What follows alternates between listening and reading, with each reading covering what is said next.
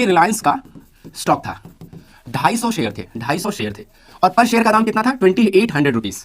तो total investment कितना आया, टोटल इन्वेस्टमेंट कितना आया जी, अपन ने कैलकुलेट किया था लगभग 7 लाख रुपए। यानी आपको रिलायंस के 250 शेयर रखने हैं तो आपको 7 लाख रुपए चाहिए। बोलो हाँ, 7 लाख रुपए चाहिए, ठीक है। लेकिन हमने ये बात की कि अगर किसी को 7 लाख रुपए किसी के पास नहीं है और उसे लग रहा है रिलायंस का स्टॉक ऊपर जाएगा, इसका भाव जाएगा ऊपर, तो वो क्या करेगा, वो रिलायंस का एक फ्यूचर खरीद लेगा। क्या करेगा, रिलायंस का एक लॉट, रिलायंस का एक लॉट फ्यूचर। और इसमें भी पता है कितने शेयर होते हैं, 250 शेयर होते हैं, ठीक है। हर स्टॉक का अपना अपना एक लॉट साइज है, किसी में 250 होंगे, कहीं 200 होंगे, कहीं 2000 भी होंगे, कहीं 5000 भी होंगे। वो एक्सचेंज डिसाइड करता है कि मुझे किसी स्टॉक में एक लॉट में कितने शेयर्स रखने हैं उसके, ठीक है। तो रिलायंस के एक लॉट के फ्यूचर में 250 शेयर होते हैं और इसे खरीदने के लिए चाहिए 1 लाख रुपए। कितने चाहिए, 1 लाख रुपए। एक्जैक्ट 1 लाख नहीं, लगभग 1 लाख, अप्रॉक्स आप मान सकते हो, अप्रॉक्स 1 लाख रुपए चाहिए, ठीक है। अच्छा स्टॉक किसने खरीदा होगा, 250 शेयर कोई भी क्यों खरीदेगा, उसे लगेगा कि भाव बढ़ेगा तो ही खरीदेगा। ओके, फ्यूचर कौन खरीदेगा, 1 लाख रुपए लगा करके 250 स्टॉक के बराबर है उसका फ्यूचर भी, एक लॉट फ्यूचर भी 250 स्टॉक के बराबर है। मतलब इस बंदे को भी उतना ही प्रॉफिट और लॉस होगा जितना इस बंदे को प्रॉफिट और लॉस होगा, ठीक है। मेरी बात क्लियर है आपको, क्या कहा मैंने, इस बंदे को भी उतना ही प्रॉफिट और लॉस होगा जितना इस बंदे को प्रॉफिट और लॉस होगा। बट पता है इसका काम सिर्फ 1 लाख रुपए में हो जा रहा है। लेकिन पता है एक ना मेरे जैसा कोई गरीब आदमी आता है या मुझसे भी ज्यादा कोई गरीब आदमी आता है, वो कहता है कि भाई साहब मुझे लग तो रहा है कि रिलायंस का भाव बढ़ेगा, लेकिन ना मेरे पास 1 लाख रुपए भी नहीं है, अब क्या करूं, और मुझे 250 शेयर लेने हैं रिलायंस के। आई क्या बात समझ में, क्या कहा मैंने कि अब ना एक कोई तीसरा बंदा है, ये पहला बंदा है, ये दूसरा बंदा है और एक ये तीसरा बंदा है, मुझे भी रिलायंस के 250 शेयर चाहिए, लेकिन मेरे पास 1 लाख रुपए भी नहीं है। अब मेरी समस्या को कौन सुनेगा, क्या मैं ट्रेड करने के लायक हूं, क्या मेरे लिए कुछ चीजें हैं। तो कहा जी हाँ, आपके पास एक ऑप्शन है। क्या है, आपके पास भी एक ऑप्शन है, आपके पास भी एक ऑप्शन है। एंड उसी ऑप्शन के बारे में हम जानेंगे। बोले जी क्या ऑप्शन है, तो बोले जी आप ना रिलायंस का अब एक शेयर 2800 रुपए पे चल रहा है ना। बोले हाँ, आप एक काम करो, आप एक काम करो गरीब को अमीर बनाने की स्कीम में गरीब और गरीब, हाँ, ठीक है। आप एक काम करो, ऐसा कहते हैं कि आप एक काम करो, आप ना, आपके पास 1 लाख रुपए नहीं है, ठीक है, आपके पास कुछ पैसे हैं, कुछ पैसे। बोले जी कितना, बोले कुछ दे दो, बोले कितना। तो इस चीज को हम रियल लाइफ एग्जांपल समझते हैं कि ये कोई प्रॉपर्टी है, कोई जमीन का टुकड़ा है, इसकी कीमत 10 लाख रुपए है। जैसे रिलायंस के 250 शेयर की कीमत कितनी थी, 7 लाख रुपए थी। आपको ये खरीदना है, बट ना आपके पास 10 लाख रुपए नहीं है और आपको लग रहा है कि मुझे ये लेना है क्योंकि ना इसका भाव बढ़ने वाला है, इसका भाव बढ़ने वाला है। तो आप ब्रोकर के पास जाते हो और ब्रोकर से कहते हो कि ब्रोकर भैया मुझे ये जमीन तो चाहिए, लेकिन आज मेरे पास पैसे नहीं है, मेरे पास पैसे इस महीने के आखिरी तारीख तक में आएंगे। बोले तो मंथ लास्ट में मेरे पास पैसे आएंगे। तो ब्रोकर कहता है एक काम करो, आप ना मुझे कुछ पैसे दे दो। बोले कुछ, लाइक बोले 20,000 रुपए दे दो आप। बोले 20,000 तो है आपके पास, बोले हाँ 20,000 तो है। तो एक काम करो, 20,000 ही दे दो, या ऐसा करो आप ना 10,000 दे दो मुझे। आप ऐसा करो, आप 20 भी नहीं है ना आपके पास, छोड़ो, आप ना मुझे ना 10,000 रुपए दे दो। 10,000 तो है आपके पास, बोले हाँ है, तो 10,000 दे दो। तो अब क्या हुआ, 10,000 रुपए में मैं आपसे ये जमीन जिसकी कीमत आज 10 लाख रुपए है मैं ले जाऊंगा आपसे। बोला ठीक है ले जाना, लेकिन ना इस ब्रोकर की एक शर्त होती है। वो क्या शर्त होती है कि जिस दिन आप इसको लेने आओगे ना, तो आपको उस दिन, आप क्या सोचोगे कि 9,90,000 देने होंगे, नहीं। बोले बस इतनी सी शर्त है कि जिस दिन आप इसको लेने आओगे ना, उस दिन आपको पूरे के पूरे 10 लाख रुपए देने होंगे। मतलब ये जो 10,000 रुपए दे रहे हो ना, मैं इस 10,000 रुपए को काउंट नहीं करूंगा, मतलब इसको भूल जाऊंगा मैं।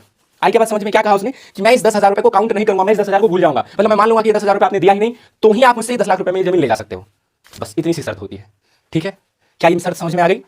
अब क्या होगा, 1 महीने बाद मान लो 1 महीने बाद इस प्रॉपर्टी की कीमत 11 लाख रुपए हो गई। तो बताओ ये जो बंदा है जिसने 10,000 रुपए दिए हैं, वो लेने जाएगा कि नहीं लेने जाएगा, बिल्कुल लेने जाएगा। वो उसे 10 लाख, उसके पास पैसे आ गए हैं, वो उसे 10 लाख रुपए देगा और 11 लाख पे उस जमीन को बेच देगा। उसे 1 लाख रुपए उसके घर में आ गए, लेकिन उसमें से उसे 10,000 रुपए उसने पहले उस ब्रोकर को दे दिए थे, तो वो 10,000 कट गए। तो उसके पास नेट प्रॉफिट कितने का हो गया, 90,000 रुपए का हो गया। क्या ये मेरी बात समझ में आई, क्या ये मेरी बात समझ में आई। यही काम ऑप्शन में होता है, एक्जैक्टली ऐसा ही, सेम टू सेम। अभी जो मैंने एग्जांपल समझ आया, अगर ये एग्जांपल आप समझ गए मतलब आप ऑप्शन समझ गए, मतलब ऑप्शन का बेसिक समझ में गए कि ऑप्शन है क्या। क्या आप ये एग्जांपल समझ गए। मेरी एक चीज और होगी, मान लो कि अगले महीने इस प्रॉपर्टी की कीमत सिर्फ 9 लाख रुपए रह गई, सिर्फ 9 लाख रुपए रह गई। क्या आप ये प्रॉपर्टी लेने जाएंगे। पता है कंडीशन क्या थी आपकी कि मैं ये प्रॉपर्टी आपसे अगले महीने 10 लाख रुपए में लूंगा। अब भाव 9 लाख हो गया है, तो ऐसा नहीं कि आप 9 लाख में लोगे, आपको 10 लाख में ही लेना पड़ेगा। बताओ आप लेने जाओगे, हाँ या ना। आप लेने जाओगे, नहीं लेने जाओगे, आप इग्नोर कर दोगे, क्यों। अच्छा बताओ, इस प्रॉपर्टी की कीमत ना 10,10,000 रुपए हो गई, आप लेने जाओगे, 10,10,000 लेने होगी, आप जाओगे लेने, आप तब भी इग्नोर कर दोगे क्योंकि आपको कोई फायदा ही नहीं है। क्यों नहीं है फायदा, क्योंकि 10 लाख रुपए तो उसे देने पड़ेंगे और 10,000 आपने पहले दे दिया। तो 10,10,000 देकर के भी आपको कोई फायदा नहीं है। आपको फायदा तभी होगा जब इस प्रॉपर्टी की कीमत कम से कम इतनी बढ़ेगी जितनी उसकी कीमत है और प्लस जितने रुपए आपने उसे एडवांस में दिया। ये जो एडवांस में आप उसे पैसे देते हो ना, जिस पैसे के बारे में वो कहता है इसकी कोई वैल्यू नहीं है महीने के आखिरी में, इस पैसे को कहते हैं अपन प्रीमियम। क्या कहते हैं अपन, प्रीमियम। इस पैसे को अपन कहते हैं प्रीमियम। तो मैंने टर्म सिखाया आपको, प्रीमियम नहीं लेंगे, एक्जैक्टली नहीं लेंगे। तो हमें क्या समझ में आया कि हम इस प्रॉपर्टी को तभी लेंगे जब उस प्रॉपर्टी की कीमत 10 लाख प्लस 10,000 से ज्यादा हो जाए, और अगर इससे कम रही तो हम लेने ही नहीं जाएंगे उसके पास, ठीक है। ये आप समझ गए। तो अब यही समझते हैं अपन ऑप्शंस में, यही काम होता है, ठीक है। कैसे काम होता है कि आप गए, आपने कहा कि भैया मुझे लग रहा है कि जो रिलायंस है उसका 250 शेयर मुझे लेना है 2800 रुपए के भाव पे। तो कहता है इसके बदले आप 10 रुपए का प्रीमियम दे दो। कितने रुपए का, 10 रुपए का प्रीमियम दे दो। यानी कि आप 250 शेयर के बदले अभी आप मेरे पास 2,500 रुपए दे दो। कितने दे दो, 2,500 रुपए आप मेरे पास जमा कर दो, मुझे 2,500 दे दो, या ऐसा समझो 20 रुपए के हिसाब से समझो। तो आप मुझे अभी कितने रुपए दे दो, कितने रुपए दे दो आप मुझे, 5,000। आपने कितना दे दिया, 5,000 रुपए दे दिया। अब ये जो 5,000 रुपए दिया, तो यहां पे ये आपने दिया, मींस आपने क्या किया, आपने किया है 5,000 रुपए में बाय, आपने किया है बाय, और एक अदर पर्सन है जिसने किया है सेल। किस चीज को? आपको सेल किया है, आप में, ये आप हो, ये आप हो और ये अदर पर्सन है, आप दोनों के बीच में एक अग्रीमेंट हो गया, एक अग्रीमेंट हो गया या एक कॉन्ट्रैक्ट हो गया। कैसा एग्रीमेंट या कैसा कॉन्ट्रैक्ट हुआ कि मैं आपसे अगले महीने रिलायंस के शेयर लेने आऊंगा, अगले महीने मैं आपसे रिलायंस के शेयर लेने आऊंगा। कितने रुपए के भाव पे? मैं आपसे अगले महीने रिलायंस का शेयर लेने आऊंगा मेरे भाई 28 रुपए के भाव पे। कौन से भाव पे? 28 रुपए के भाव, 2800 रुपए के भाव पे, और आपको इसी भाव में मुझे देना पड़ेगा। उसके बदले में मैं आपको क्या दे रहा हूं? अभी 5,000 रुपए दे रहा हूं, अभी 5,000 रुपए दे रहा हूं, ये रख लो आप, ठीक है। लेकिन अगली बार आप जब आओगे लेने के लिए तब इस 5,000 को आप इग्नोर कर देना, आप भूल जाना, क्योंकि ये 5,000 आपको नहीं मिलेंगे, है ना। क्योंकि ये 5,000 को क्या नाम दिया हमने? इसका नाम दिया आपने प्रीमियम। अब क्या होगा नेक्स्ट मंथ, अगर रिलायंस के शेयर का भाव 2820 रुपए हो गया, क्या कहा मैंने? दो बातें होंगी, या तो 2820 रुपए या इससे ज्यादा हो गया तो आप लेने जाओगे, हाँ, अरे हाँ या ना। और अगर रिलायंस का 2820 रुपए से नीचे रह गया भाव तो क्या आप लेने जाओगे? नहीं, अरे हाँ या ना। क्या ये मेरी बात क्लियर है? अगर 2820 से ज्यादा हो गया तो आप लेने जाओगे, 2820 से ज्यादा नहीं हो पाया तो आप लेने नहीं जाओगे, ठीक है। अब हमें यहां से, अच्छा कितना 2820 से कितना ज्यादा हो सकता है? 100 रुपए भी हो सकता है, 200 भी हो सकता है, 300 भी हो सकता है, 400 भी, कितना भी हो सकता है। इमेजिन करो कि एक महीने बाद रिलायंस का वो शेयर जो 2800 रुपए में इससे खरीदने की बात हुई थी, अगले महीने 3,000 रुपए का हो जाता है। कितने का हो जाता है? 3,000 रुपए, मतलब महीने भर में 200 रुपए उसके भाव बढ़ जाते हैं। तो आपका प्रॉफिट पता है कितना होगा? अगर रिलायंस 3,000 रुपए का हो गया तो आपका जो प्रॉफिट होगा वो 200 रुपए प्रति शेयर के हिसाब से, और 250 शेयर थे, अरे हाँ या ना। तो कितना होगा आपका प्रॉफिट? 50,000 रुपए। कितना होगा? 50,000 रुपीज। ये क्या है? आपका प्रॉफिट है। लेकिन इस 50,000 रुपए में हमने क्या कहा? वो जो आपने प्रीमियम दिया था 5,000 का, वो आपको भूलना पड़ेगा। वो आपका ब्रोकर, मतलब जिससे आपने वो प्रॉमिस किया था, जिससे कॉन्ट्रैक्ट आपने बनाया था, वो कॉन्ट्रैक्टर क्या कह रहा था कि आप ये जो मुझे प्रीमियम दे रहे हो ना, फिर मैं इस चीज के रख रहा हूं कि एक महीने तक मैं उस आपको इसी भाव में दे दूंगा जिस भाव में आप आज लेना चाह रहे हो, तो आपका भाव ना बढ़े, इसलिए मैं आपसे ये पैसे ले रहा हूं। तो आपके वो 5,000 रुपए कम हो जाएंगे, तो नेट टू नेट आपका प्रॉफिट हो जाएगा फिर भी 45,000 रुपए का।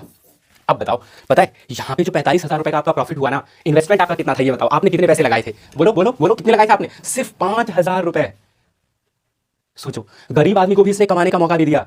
अच्छा, अगर किसी ने इसका फ्यूचर खरीदा होता तो उसे कितना प्रॉफिट होता? इतना ही प्रॉफिट होता उसे भी, 50,000 रुपए ही, और लेकिन उसका इन्वेस्टमेंट कितना होता? 1 लाख। यानी कि किसी ने अगर रिलायंस का, समझना, स्टॉक खरीद रखा है तो उसका प्रॉफिट कितना होगा? रिलायंस का स्टॉक खरीद रखा है तो प्रॉफिट कितना होगा जी? उसका प्रॉफिट होगा 50,000 रुपए। कैसे कैसे 50,000 कैसे होगा? कि पहले रिलायंस 2800 रुपए पे था और बाद में रिलायंस 3,000 रुपए का हो गया, और कुल लॉट कितने थे? 250 शेयर का था, तो प्रॉफिट कितना? 50,000 का। अगर किसी ने फ्यूचर खरीद रखा है तो, एक लॉट फ्यूचर ले रखा है तो भैया 2800 रुपए था फ्यूचर का दाम, और वो 3,000 चला गया, तो 250 शेयर थे, तो उसका भी प्रॉफिट कितना होगा? 50,000 रुपए। कितना होगा? 50,000 रुपए। और अगर किसी ने ऑप्शन ले रखा था, किसी ने ऑप्शन ले रखा था, कितना? वही एक लॉट, तो उसको भी जो प्रॉफिट होगा वो होगा 50 माइनस 5,000 विच इज 45,000 रुपीज, और ये 5,000 ही क्या था? उसका इन्वेस्टमेंट था। कितना था? इन्वेस्टमेंट था। यानी कि इसने 5,000 लगा करके ही 45,000 कमा लिए, इसको 50,000 कमाने के लिए 1 लाख लगाने पड़े, और इसको 50,000 कमाने के लिए 7 लाख लगाने पड़े। क्या ये मेरी बात क्लियर है? आई थिंक टाइम इज की here, option future investment, exactly, है ना, एक्जैक्टली। क्योंकि आप देखें इन सारी चीजों में हम क्या बातचीत कर रहे हैं, हमने जब कल फ्यूचर ऑप्शन पढ़ा था तभी हमने जाना था कि इन सब में 2 चीजें जरूरी होती है, एक भाव और एक समय। कितने रुपए के भाव पे लेना है और किस समय लेना है। तो जैसे हमने इन सारे में क्या चर्चा की, एक महीने बाद या महीने की आखिरी तारीख को, है ना, 5,000 किसके पास जाते हैं? अभी हमने बात की थी ना, वो 5,000 किसके पास गए? जिसने आपसे ये प्रॉमिस किया कि ठीक है तुम 2800 के भाव में ही ले जाना, उसके पास वो 5,000 रुपए चले गए, है ना। यानी कि जिसने सेल किया आपसे ये कॉन्ट्रैक्ट, आपने इस कॉन्ट्रैक्ट को बाय किया ना, आपने 5,000 रुपए देकर के ये कॉन्ट्रैक्ट बाय किया कि मैं रिलायंस का शेयर आपसे 28 रुपए के भाव में अगले महीने खरीदने आऊंगा। अगर 28 रुपए से ऊपर का भाव बढ़ा तो आप खरीदने जाओगे, नहीं बढ़ा तो आप खरीदने नहीं जाओगे, ठीक है। तो जिसने आपको बेचा उसके पास वो 5,000 रुपए चले गए। क्लियर? क्या ऑप्शन में एक मेरिट है और एक डिमेरिट है। क्या है मेरिट? क्या है ऑप्शन में? अच्छी बात क्या है? एडवांटेज क्या है और डिसएडवांटेज क्या है? एडवांटेज यही है कि हमारा ना कम इन्वेस्टमेंट से बड़ा प्रॉफिट बनता है। क्या कहा मेरे? ऑप्शन का एक एडवांटेज है कि कम इन्वेस्टमेंट से बड़ा प्रॉफिट बनता है, लेकिन इसका एक लॉस है। क्या लॉस है? कि ये अगर प्राइस आपके फेवर में नहीं चला तो वो जो प्रीमियम आप पे करते हैं ना, आपने जो पैसे दिए, एक्चुअल में तो खरीदते नहीं है, एक्चुअल में कॉन्ट्रैक्ट होता है, एक्चुअल में सेटलमेंट होता है, बिल्कुल खरीदना पड़ता है। जिनको एक्सपायरी के टाइम तक जिन्होंने उस ऑप्शन को होल्ड कर लिया ना, और अगर किसी ने सेल किया है तो उसको एक्सरसाइज करना पड़ता है। तो हम लोग जनरली लोग क्या करते हैं, लास्ट तक होल्ड नहीं करते, उससे पहले ही अपन एग्जिट कर जाते हैं। बायर के पास छूट है, मतलब बायर की मर्जी है ना, कि वो जा भी सकता है और नहीं भी जा सकता है, वो लेने जाए कि ना जाए, ठीक है, ये बायर की मर्जी है, लेकिन सेलर की कोई मर्जी नहीं है। अगर बायर पहुंच गया खरीदने के लिए तो सेलर को देना पड़ेगा। तो मींस किसके पास रिस्पॉन्सिबल कौन है? ऑब्लिगेशन किसके पास है? सेलर के पास ऑब्लिगेशन है। तो अगर आप सेलर हैं तो आपको स्टॉक में सेटलमेंट करना पड़ेगा आखिरी थर्सडे को, आप बच नहीं सकते हैं, ओके। और अगर आप बायर हैं तो भी आपको सेटलमेंट करना पड़ेगा, अगर आपने होल्ड कर लिया है आखिरी थर्सडे तक। तो अब तो बिल्कुल स्ट्रिक्ट रूल आ गया है। कैसे एक्सरसाइज करते हैं देखिए, क्या होता है जब आखिरी थर्सडे, जब लास्ट थर्सडे, जब एक्सपायरी हो रही होती है आपकी ऑप्शंस की, तो अगर आपने किसी ऑप्शन को बाय कर रखा है, सपोज दैट आपने ये रिलायंस के 2800 शेयर खरीदने का प्रॉमिस कर रखा है, मतलब 2800 रुपए की कॉल ऑप्शन आपने ले रखी है। अभी हम बात करेंगे कॉलपेट में, बट जो मैम पूछ रही है तो मैं उनका डाउट एक बार क्लियर कर रहा हूं कि अगर आपने 2800 रुपए का कॉल ऑप्शन ले रखा है और आखिरी थर्सडे तक आपने उस ऑप्शन को होल्ड कर रखा है और अब उसका भाव 2900 रुपए हो गया किसका, रिलायंस के स्टॉक का, तो आपको 100 रुपए का प्रॉफिट हो रहा है ना, देन आपको क्या करना पड़ेगा, आपका ब्रोकर कहेगा कि भैया पहले आप 2800 रुपए के भाव से जल्दी से पैसे जमा करो अपने डीमेट में, तो आपको पहले तुरंत 7 लाख रुपए अपने डीमेट में डालने पड़ेंगे। ओके, जैसे आपने 7 लाख रुपए अपने डीमेट में डाला एंड नाउ आप अपने शेयर को सेल कर, अब आपके पास वो शेयर आ जाएंगे आपके डीमेट में, ठीक है, 7 लाख रुपए में आ गए। अब आप उसको बढ़े हुए दाम में बेच देंगे, ठीक है, कितना बड़ा दाम हो गया, आपने 2800 रुपए के भाव पे खरीदा और आप उसको 2900 रुपए के भाव पे सेम डे बेच सकते हैं, आपकी एक्सरसाइज करते हैं, आपके डीमेट में आ जाएंगे एंड देन आप उसको सेल कर सकते हैं। अब जो आपका प्रॉफिट हुआ वो आपका प्रॉफिट है ना। तो जनरली लोग क्या करते हैं, एक्सरसाइज नहीं करते हैं, वो एक्सरसाइज के लफड़े से बचना चाहते हैं तो वो पहले ही स्क्वायर ऑफ कर लेते हैं, लेकिन अगर आपने लास्ट तक होल्ड कर लिया और इन द मनी बन गया तो आपको एक्सरसाइज करना पड़ेगा। इसीलिए अभी के टाइम में ब्रोकर में लास्ट थर्सडे को अगर आप कोई कॉल और पुट लेने जाएंगे ना, वो पहले ही आपको वार्निंग ऊपर की तरफ आ जाएगा कि देखिए फिजिकल सेटलमेंट करना पड़ेगा शेयर का, तो लोग बचते हैं फिजिकल सेटलमेंट से, है ना, उस आते बस कैश में काम हो जाए, शेयर ना लेना पड़े, ठीक है। बाकी धीरे धीरे और लोग समझ जाएंगे मैंने क्या बात की। अभी आप बस इतना सा समझिए कि 50,000 को कमाने के लिए किसी के पास शेयर है तो 7 लाख चाहिए, फ्यूचर है तो 1 लाख चाहिए और ऑप्शन है तो 5,000 चाहिए। बट इसमें समस्या यह है कि ये 5,000 आपके दाव पे लग गए, कहां पे लग गए, दाव पे लग गए। अगर भाव ऊपर नहीं गया तो आप उसके पास जाओगे नहीं, तो वो जो 5,000 आपने दिए थे ना वो आपके डूब गए, क्योंकि उससे पहले कहता भैया ये 5,000 रुपए मैं तुम्हें दूंगा नहीं। आइए बात समझ में, फायदा नहीं है मतलब एक्सरसाइज करने में, हाँ, क्योंकि देखिए आप स्टॉक को खरीदेंगे और फिर आप बाजार में बेचेंगे तो आपको ऐसे भी नेट टू नेट तो जो बढ़ा हुआ भाव है वही फायदा मिलेगा। तो इससे अच्छा है ना कि हम सीधे हमारा जो ऑप्शन जितने रुपए से बढ़ा सीधा उसी को बेचते हैं, अपन एक्सरसाइज करने के लिए फिर महीना पड़े, है ना। एक्सरसाइज वो लोग करते हैं जो स्टॉक्स में भी काम करते हैं, जिन्हें स्टॉक्स में काम नहीं करना होता है वो एक्सरसाइज नहीं करते, ठीक है। ओके, क्या ये मेरी बातें मोटी मोटी क्लियर हो गई? अब मैं एक बार फिर से आपको ले चलता हूं, एक बार ऑप्शन की वापस डेफिनेशन दिखा देता हूं कि हमने ऑप्शन के बारे में क्या जाना था। देखो देखो देखो देखो, हमने क्या कहा था कि ऑप्शन जो होते हैं ना वो दो तरीके के होते हैं, एक ऑप्शन होता है कॉल ऑप्शन और एक ऑप्शन होता है पुट ऑप्शन, ठीक है। ऑप्शन जो हमने पढ़ा, जो ऑप्शन हमने पढ़ा वो दो तरीके के होते हैं, एक कॉल ऑप्शन होता है, एक पुट ऑप्शन होता है। कॉल ऑप्शन के बारे में हमने क्या जाना था कि ये गिव्स द होल्डर, ये देखो होल्डर को क्या देता है, गिव्स द होल्डर मतलब जिसने खरीद रखा है, जिसने बाय कर रखा है, राइट टू बाय, खरीदने का राइट देता है, द अंडरलाइंग एसेट, वही एसेट, अंडरलाइंग एसेट वही है जिस स्टॉक का आपने ऑप्शन ले रखा है, then that stock is what, last moment में उसे खरीदता कौन है। बहुत सारे बायर सेलर हमेशा होते हैं जिन्हें जरूरत होती है वो खरीद लेते हैं। अभी हम देखेंगे जब अपन हेजिंग पढ़ेंगे ना तब आप कहेंगे यार मैं खरीद लूंगा, मैं खरीद लूंगा, हेजर्स खरीदते हैं, सीखेंगे अभी हम, सारे डाउट क्लियर हो जाएंगे।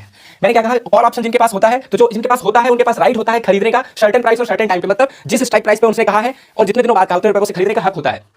उसका मन ना हो खरीदने का नहीं भी खरीद सकता है, लेकिन अगर वो खरीदने चला गया तो जिसने बेचा है वो मना नहीं कर सकता, उसे बेचना पड़ेगा, ठीक है। तो बायर के पास राइट होता है जबकि सेलर के पास ऑब्लिगेशन होता है। क्या कहा मैंने, आप ध्यान रखिएगा कि जो बायर होता है उसके पास तो होता है राइट, वो खरीद सकता है, लेकिन जो सेलर होता है उसके पास होता है ऑब्लिगेशन, ये जिम्मेदारी होती है उसकी, मतलब उसे देना ही पड़ेगा, वो डिनाई नहीं कर सकता।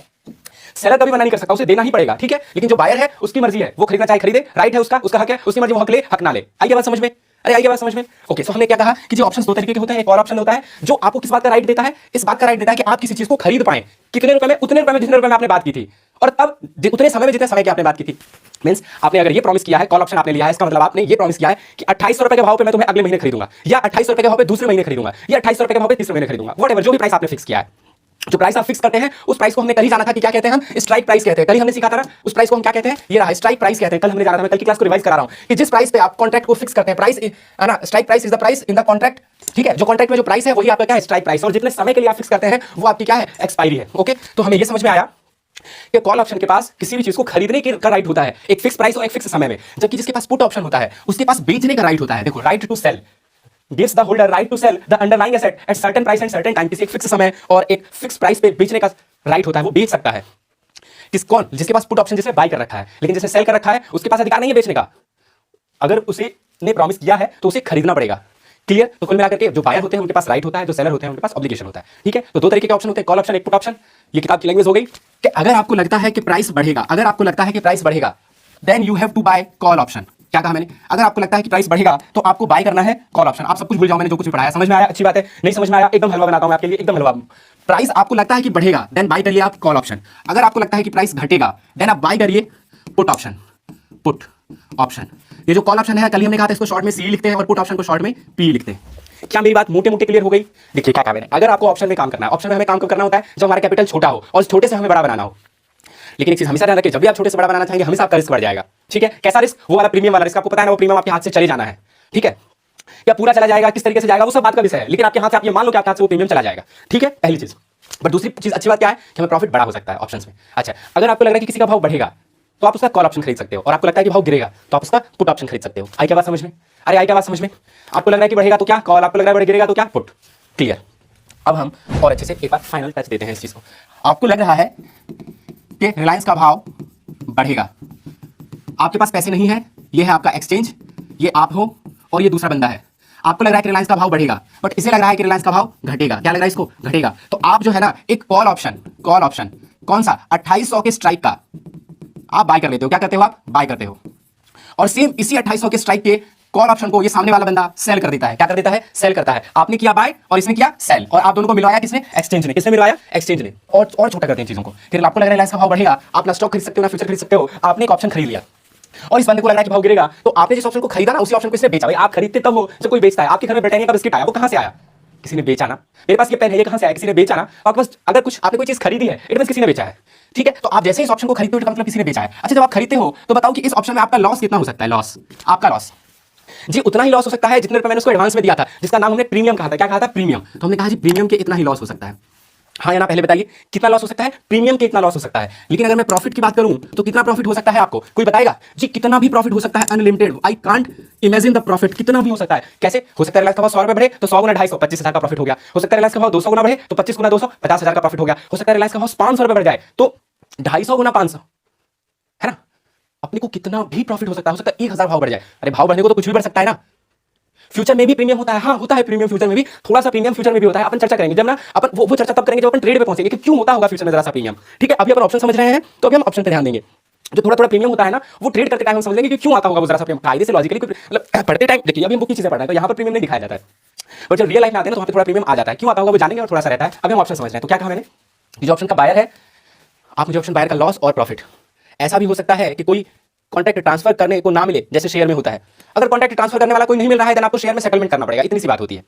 अगर आपका कॉन्ट्रैक्ट ट्रांसफर नहीं हो रहा है तो आपको शेयर में सेटलमेंट करना पड़ेगा। ये वाली बात आप बताएं कि आपको पहले ये क्लियर है? देखिए हमने क्या कहा कि जो कॉल ऑप्शन का बायर होगा उसका लॉस तो प्रीमियम के इतना ही होगा, उतना ही नुकसान हो सकता है ना। क्योंकि क्या होगा? देखो रिलायंस का भाव वहां से 500 रुपए भी गिर गया ना तो वो नहीं जाएगा खरीदने के लिए। 100 रुपए गिर गया तब भी नहीं जाएगा। वो जाएगा ही तब जब भाव बढ़ेगा। आई के बात समझ में? क्यों नहीं? तो उसका कुछ फायदा ही नहीं है।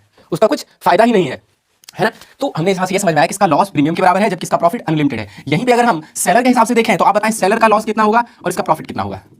देखिए अच्छा, सेलर का प्रॉफिट क्या होगा? सेलर मतलब कौन? जिसने इस कॉन्ट्रैक्ट को बेचा है, उसको प्रॉफिट का होगा। पता है? उसको एक ही कंडीशन में प्रॉफिट होगा तो आप उसके पास उस चीज को खरीदने ही ना जाए। तो खरीदने नहीं जाओगे तो शुरू में जो पैसे दिए थे वो किसके? उसके। अरे हाँ ना, शुरू में जो पैसे दिए थे वो किसके? उसके। तो वो क्या चाहेगा कि आप खरीदने ही ना जाओ। और आप कब खरीदने नहीं जाएंगे? जब भाव या तो वहीं रह जाएगा या भाव वहां से गिर जाएगा। तो वो ये चाहता होगा सेलर कि भाव या तो वहीं रह जाए या वहां से गिर जाए। आई क्या बात समझ में? यस। अच्छा, तो हमें ये समझ में आया कि जी उसका प्रॉफिट ना बस उतना ही है जितना आपने उसको प्रीमियम पे किया है। कितना है? उतना ही जितना आपने उसको प्रीमियम पे किया है। तो उसको प्रीमियम के इतना ही प्रॉफिट होगा। लेकिन उसका लॉस कितना हो सकता है? देखिए अगर आपका प्रॉफिट अनलिमिटेड है, कितना भी आपको प्रॉफिट हो सकता है, तो ये प्रॉफिट किसकी वजह से होगा? तो इस प्रॉफिट के बदले जो लॉस रहेगा वो कौन सेगा? उस इंसान को लॉस होगा ना जिसने आपके साथ ये कॉन्ट्रैक्ट किया है। बोलो हाँ या ना। तो यानी कि हमें ये समझ में आया कि जो सेलर है ना उसका जो लॉस है ना वो अनलिमिटेड है। अरे कैसा है? अनलिमिटेड है।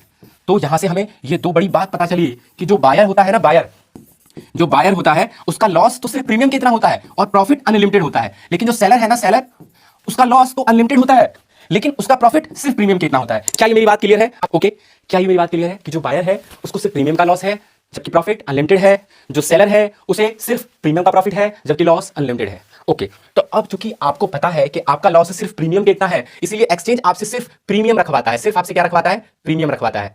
ओके, लेकिन ये जो सेलर है इसका लॉस कितना भी हो सकता है, बड़ा लॉस हो सकता है इसे, इसलिए इसे सिर्फ प्रीमियम नहीं रखवाया जाता है, इससे एक मार्जिन मनी रखवाया जाता है। इससे क्या रखवाया जाता है? मार्जिन रखवाया जाता है। And that margin is a big amount, एक बड़ा पैसा होता है। यू नो कितना? आपसे तो सिर्फ जितने रुपए आपका प्रीमियम है, मान लो आपका प्रीमियम 5000 का है तो आपसे सिर्फ 5000 रखवाया जाएगा। लेकिन ये जो सेलर है ना, ये जो सेलर है इससे कम से कम 1 या सवा लाख रुपए रखवा लिए जाएंगे। आप 1 लाख मान के चलो, मोटा मोटी 1 लाख रुपए रखवाएगा एक्सचेंज। पता है क्यों?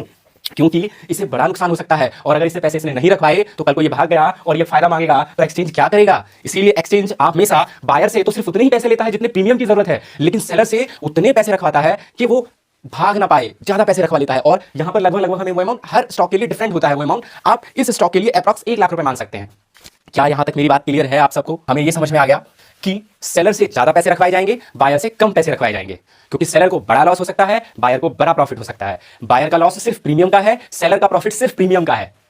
ठीक है, तो जैसे बातें हमने ये सारी चीजें कॉल ऑप्शन के लिए की, तब जब आपको लगा कि प्राइस बढ़ जाएगा, सिमिलरली या कह लो इन द सेम वे हम पुट ऑप्शन की भी बात करते हैं कि जो पुट ऑप्शन होता है वो हम कब खरीदते हैं? जब हमें लगता है कि भाव क्या हो जाएगा? गिर जाएगा। तो जब आपको कभी किसी चीज का भाव लगे गिर जाएगा तो आप पुट ऑप्शन को खरीद सकते हो सस्ते में। और कोई इस पुट ऑप्शन को बेचता है, क्या करता है? कोई इस पुट ऑप्शन को, जैसे आप पुट ऑप्शन को बाय करते हो, इन द सेम वे में कोई इस पुट ऑप्शन को सेल करता है, पुट ऑप्शन को सेल करता है। ओके, पुट ऑप्शन को सेल करता है।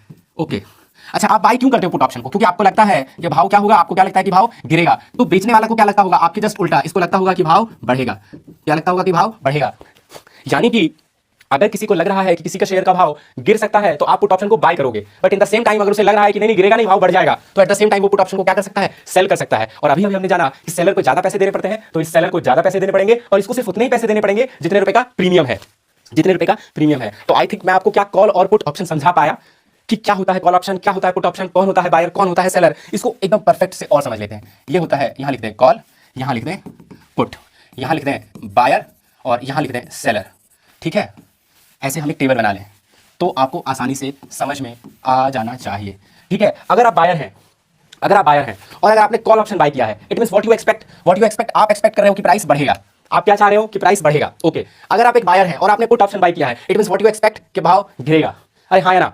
ओके, अगर आप एक सेलर हैं, अगर आप एक सेलर हैं और आपने कॉल ऑप्शन सेल किया है, इसका मतलब आप क्या एक्सपेक्ट कर रहे हो? कि प्राइस गिरेगा, तभी आप कॉल ऑप्शन को सेल करोगे। और अगर आप एक सेलर हो और आपने अगर पुट ऑप्शन सेल किया है, इसका मतलब आप ये एक्सपेक्ट कर रहे हो कि प्राइस बढ़ेगा। ये प्राइस है, क्या है ये प्राइस? किस चीज का प्राइस? किसी भी स्टॉक का प्राइस, अंडरलाइंग एसेट का price. Here price is what? Price of underlying asset. जिस भी एसेट पे आपने शर्त लगाई है उसका भाव है ये वाला प्राइस। बताओ क्या ये मेरी बात क्लियर है? क्या ये कंक्लूजन क्लियर है? अगर आप कॉल ऑप्शन को होल्ड करते हो, खरीदते हो, तो आपका भाव बढ़ना चाहिए। ये आपका व्यू है प्राइस को लेकर के मार्केट में। और अगर आपको लगता है कि आपका भाव के प्राइस गिरना चाहिए, इसका मतलब आप पुट ऑप्शन को खरीदते हो। लेकिन अगर आप एक सेलर के हिसाब से देखो तो सेलर है अगर कोई कॉल ऑप्शन का तो प्राइस नीचे आएगा तो उसका फायदा होगा, और अगर कोई सेलर है पुट ऑप्शन का तो प्राइस ऊपर जाएगा तो उसका फायदा होगा। क्या ये मेरी बात सबको क्लियर है? एक बार आप सब मुझे हाँ ना कुछ भी कह दीजिए जल्दी से, मैं आधे मिनट का वेट कर रहा हूं। आप सबका रिस्पॉन्स चाहिए एक बार को मुझे कि क्या ये चमक रहा है आप सबको? जैसे ये बोर्ड पे लिखा हुआ मेरा चमक रहा है, क्या आपके दिमाग में चमका ये? अगर चमका तो हम आगे चलेंगे, नहीं चमका तो इस पर एक बार फिर से बात करेंगे। क्या आपको इतना चमका? पता है इतना चमकना चाहिए सबको जी। क्या आपको चमका? बायर और सेलर का कॉन्सेप्ट समझ में आया? कॉल ऑप्शन पुट ऑप्शन समझ में आया? कॉल रखने का मतलब कॉल बेचने का मतलब, पुट रखने का मतलब पुट बेचने का मतलब समझ में आया? आपको मार्जिन अमाउंट समझ में आया? आपको ये समझ में आया कि बायर के छोटे पैसे लगते हैं जबकि सेलर के बड़े पैसे लगते हैं? बोलो हाँ। क्यों सेलर से बड़े पैसे लेते हैं? क्योंकि सेलर का रिस्क बड़ा होता है। बायर से छोटे पैसे क्यों लेते हैं? क्योंकि बायर का रिस्क सिर्फ प्रीमियम पे इतना होता है। लेकिन बड़ा पैसा कौन बना सकता है? बायर बड़ा पैसा बना सकता है। लेकिन क्या बायर बड़ा पैसा बनाता है? क्या बड़ा सवाल यह है कि क्या बायर बड़ा पैसा बनाता है? इस सवाल का जवाब हम अगली कड़ी में देखेंगे, बोले तो अगले दिन देखेंगे।